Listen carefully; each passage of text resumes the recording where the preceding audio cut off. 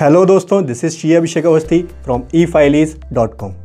और आज के सेशन में हम लोग बात करने वाले हैं शेयर मार्केट टैक्सेशन से रिलेटेड सभी प्रोविजंस की। So without any further delay let's start the session. सबसे पहले हम शेयर मार्केट में बात करते हैं कि कितने तरह की इनकम हमको इसके अंदर रिसीव्ड होती है। सो नंबर 1 आपका कैपिटल गेन आपको होता है, डिविडेंड की इनकम आपको इसके अंदर रिसीव्ड होती है। इसी के अंदर एक और सेगमेंट होता है जिसको इंट्राडे ट्रेडिंग कहा जाता है, और एक और सेगमेंट जिसको हम लोग एफएनओ ट्रेडिंग के नाम से भी जानते हैं। सबसे पहले हम लोग कैपिटल गेन के टैक्सेशन की बात करेंगे। इसके अंदर दो तरह के आपके कैपिटल गेन निकल के आते हैं, एक शॉर्ट टर्म होता है और एक लॉन्ग टर्म होता है। आप शेयर परचेज करते हो और उसको लेस देन 12 मंथ में अगर सेल कर देते हो तो वो शॉर्ट टर्म कंसिडर किया जाता है। अगर मोर देन 12 मंथ आप उसको होल्ड करते हो तो उसको long term capital gain consider हम लोग करते हैं।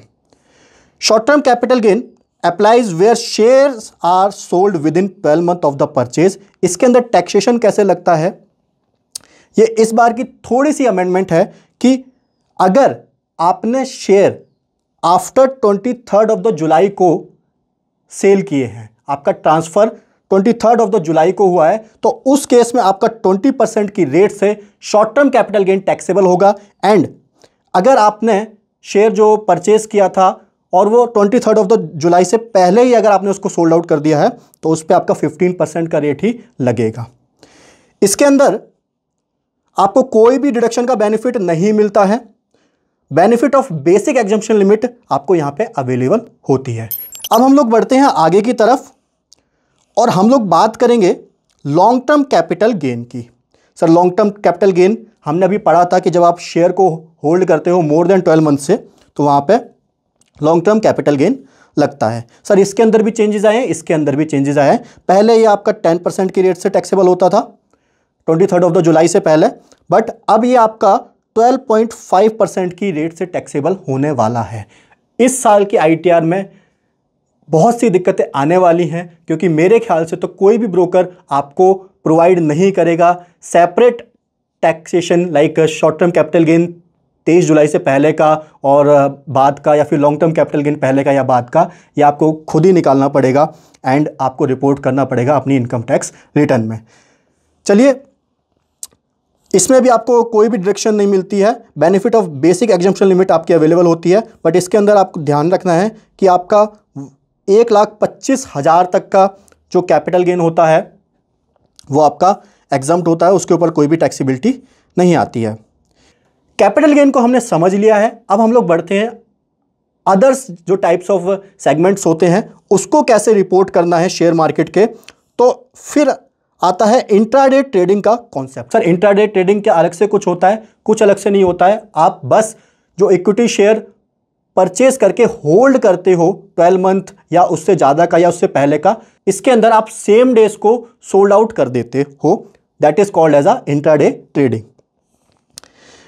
ये आपका स्पेकुलेटिव बिजनेस इनकम कंसिडर किया जाता है एंड टैक्स होता है एप्लीकेबल स्लैब रेट से। इसके अंदर कोई स्पेशल रेट टैक्स नहीं लगता है, बस आपका ये स्पेकुलेटिव बिजनेस इनकम कंसिडर किया जाता है। स्पेकुलेटिव क्यों कंसिडर किया जाता है अभी हम लोग आगे इसको समझेंगे। Set of and carry forward के रूल्स अलग होते हैं एंड इसके अंदर जो हम लोग रिपोर्टिंग करते हैं ये आपका टैक्स P&L में शो होता है टर्नओवर, और गेन और लॉस शुड भी रिपोर्टेड होता है ये आपका ITR के अंदर। हम लोग बात करें FNO सेगमेंट की, तो फ्यूचर एंड ऑप्शन में प्रोविजन इसको स्पेकुलेटिव बिजनेस इनकम कंसिडर नहीं करते हैं, ये नॉर्मल बिजनेस इनकम आपकी कंसिडर करते हैं एंड टैक्स रेट आपका स्लैब रेट से टैक्स रेट लग जाता है। इसके अंदर भी आपका टैक्स P&L में आप लोग टर्नओवर निकालते हो, टर्नओवर से एंड फिर आपका FNO का लॉस वगैरह जो होता है या फिर प्रॉफिट होता है तो वो आप लोग रिपोर्ट करते हो अपनी ITR के अंदर। अब हम लोग बढ़ते हैं कैपिटल गेन के set of and carry forward provision की तरफ। Sir, set of and carry forward of loss of short term and long term का अब हम लोग डिस्कशन करते हैं। तो इसके अंदर आपका शॉर्ट टर्म में कहता है कि शॉर्ट टर्म लॉस आपका दोनों से सेट ऑफ हो सकता है, शॉर्ट टर्म कैपिटल गेन से भी and long term capital gain से भी। जो भी आपका अनयूज्ड लॉस बच जाता है वो कैरी फॉरवर्ड हो जाता है, 8 ईयर तक।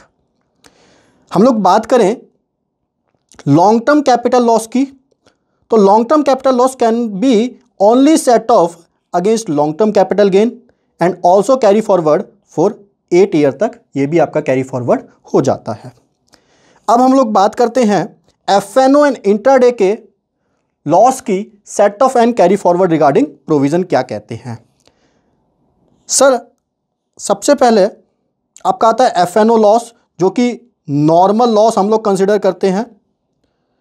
तो against any income except salary, ये सेट ऑफ आपका हो जाता है किसी भी इनकम से, बस सैलरी से ये सेट ऑफ नहीं होता है। बाकी कैरी फॉरवर्ड जो होता है ये 8 साल तक होता है एंड उन 8 साल में ये खाली आपकी बिजनेस इनकम से ही सेट ऑफ होता है। इंट्राडे लॉस की अगर हम लोग बात करें तो ये स्पेकुलेटिव नेचर का होता है एंड खाली स्पेकुलेटिव इनकम से ही आपका सेट ऑफ होता है। एंड कैरी फॉरवर्ड ये हो जाता है 4 ईयर तक, और उन 4 ईयर में ये खाली स्पेकुलेटिव इनकम से ही सेट ऑफ होता है, इसलिए इसको स्पेकुलेटिव इनकम को अलग से कंसिडर किया जाता है। हम लोग बात करें एक और इनकम की, तो वो डिविडेंड की इनकम मानी जाती है and dividend are tax individual slab rate से टैक्सेबल होता है। आपका इनकम फ्रॉम अदर सोर्सेज में इसको लेते हैं हम लोग, देन फिर आपकी टोटल इनकम आती है। टोटल इनकम के हिसाब से जो भी स्लैब रेट आपको लगने हैं उसके हिसाब से इसकी टैक्सेबिलिटी आती है। सर अब हम लोग बात करते हैं, जब हम लोग फाइल करते हैं इनकम टैक्स रिटर्न तो हमको कौन से पॉइंट्स ध्यान में रखने हैं। तो सबसे पहले तो आपको फॉर्म करेक्टली चूज करना है। ये इसलिए भी है कि अगर आपने गलत फॉर्म चूज किया तो यहां पे आपकी रिटर्न डिफेक्टिव हो जाती है और आपको दोबारा इसको फाइल करनी पड़ जाती है, क्योंकि आपके AIS and TIS and 26 years में FNO ट्रांजैक्शन वगैरह होती है या शेयर मार्केट की ट्रांजैक्शन आपके AIS TIS में शो करती हैं। दैट्स वाई आप लोग अगर गलत फॉर्म चूज करते हो तो वो डिफेक्टिव हो जाती है। So form to be used, ITR 2 आपको फाइल करनी होती है, फॉर्म नंबर 2 आपको फाइल करना होता है। अगर आपकी खाली कैपिटल गेन वाली इनकम है, कोई भी आपकी बिजनेस इनकम नहीं है, ना तो आपने FNO में ट्रेडिंग करी है, ना ही आपने कोई इंट्राडे किया है, खाली आपकी जो है short term capital gain, long term capital gain, only capital gain income है, यहां पे आप फॉर्म 2 फाइल करोगे। बट अगर आप ट्रेडर हो और आपकी FNO में आपने ट्रेडिंग करी है, आपने इंट्राडे में आपने ट्रेडिंग करी है, तो आपको यहां पे फॉर्म नंबर 3 फाइल करना होता है। इसके अंदर आपका P&L बैलेंस शीट सब कुछ बनता है, तो form 3 is good in this case. Document जो आपको चेक करने हैं before filing the share market taxation ITR, तो कॉन्ट्रैक्ट नोट आपको ब्रोकर से देख के चलना है, कैपिटल गेन स्टेटमेंट होती है ये आपको देख के चलना है, bank account and demat account statement भी आपको देख के चलनी है, एक पूरा टैक्स P&L भी निकलता है आपका, वो उसको आप जरूर चेक करिए, उसमें समराइज्ड इंफॉर्मेशन होती है सभी के रिगार्डिंग, और चेक करके चलिए अपना AIS TIS and 26 ES। 26 ES में भी आपकी SFT ट्रांजैक्शन और डिविडेंड की यहाँ पे इंफॉर्मेशन प्रोवाइड होती हैं, और बाकी आपके AIS एंड TIS में आपके ब्रोकर जो होता है वो सारी ट्रांजैक्शन रिपोर्ट करेगा। चाहे आपने 1 रुपये का भी शेयर लिया है तो वो उसके अंदर रिपोर्ट इसलिए होती है बिकॉज आपका ब्रोकर के पास पैन लिंक होता है और वो सारी इंफॉर्मेशन वहाँ पे इनकम टैक्स डिपार्टमेंट को आपका ब्रोकर प्रोवाइड करता है कि इसने कितने शेयर लिए हैं, कितने सोल्ड किए हैं, कब कैसे किया है, सारी इंफॉर्मेशन देता है। तो आपको इन सभी चीज़ों को चेक करके चलना है। अब लास्ट में हम लोग बात करते हैं कुछ स्पेशल पॉइंट की जो आपको ध्यान में रखना है जब आप शेयर मार्केट टैक्सेशन की ITR फाइल कर रहे हो। तो सबसे पहले government employ should avoid FNO and intraday transaction. Sir जब भी आप गवर्नमेंट की कोई भी डिपार्टमेंट में जाते हो आपसे एक डिक्लेरेशन वगैरह साइन करी जाती है कि आप किसी और बिजनेस में एंगेज नहीं होगे, और FNO और इंट्राडे एक बिजनेस कंसिडर किया जाता है, तो यहां पे आप ITR 3 फाइल करोगे तो प्रॉब्लम क्रिएट हो सकती है। दैट्स वाई आपको अवॉइड करना चाहिए। सॉल्यूशन क्या है? सॉल्यूशन सर ये है, आप अपने स्पाउस के नाम पे करवा लो, चाहे आप अपने किसी अदर नेम पे अकाउंट चला लो, बट आप अपने नाम पे नहीं करवा सकते हो। यहां पे गवर्नमेंट डिपार्टमेंट को दिक्कत हो सकती है। एक और अमेंडमेंट जो आई है, बायबैक ऑफ द शेयर अब टैक्सेबल होते हैं शेयर होल्डर के हैंड पे। कंपनी अगर बायबैक करती है शेयर का तो ये शेयर होल्डर के हैंड पे टैक्सेबल होते हैं। Select the correct ITR form based on your income. Sir ITR form में गलती मत करना वरना तुरंत ITR डिफेक्टिव हो जाएगी आपकी। So be careful. So hope so आपको ये इन्फॉर्मेशन इन्फॉर्मेटिव लगी है। अगर आपको ये वीडियो पसंद आई है तो वीडियो को लाइक करें, कमेंट करें, चैनल को सब्सक्राइब करना ना भूलें। Thank you so much.